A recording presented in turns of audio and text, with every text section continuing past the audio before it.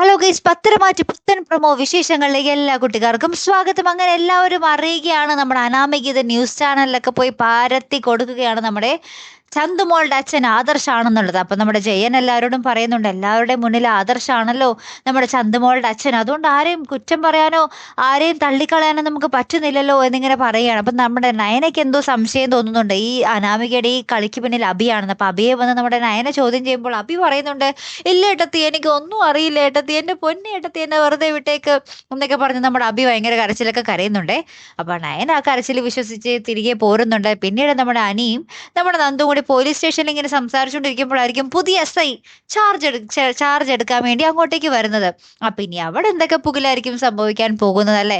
ഇനി നമ്മുടെ അനി എപ്പോഴും നമ്മുടെ നന്ദുവിനെ കാണാൻ വരുന്നത് പോലെയുള്ള വരവൊന്നും നടക്കില്ല എന്ന് തോന്നുന്നു. അത് ഈ SI സമ്മതിക്കില്ല എന്നാണ് ആ ഒരു വരവില് നമുക്ക് എന്താ പറയാ, ഊഹിക്കാൻ പറ്റുന്നത്. എന്തായാലും നമുക്ക് നോക്കാം അല്ലെ, കാത്തിരുന്ന് തന്നെ കാണുമ്പോൾ അടുത്തൊരു വീഡിയോയുമായി വരുന്നത് വരയ്ക്കും ഗുഡ് ബൈ.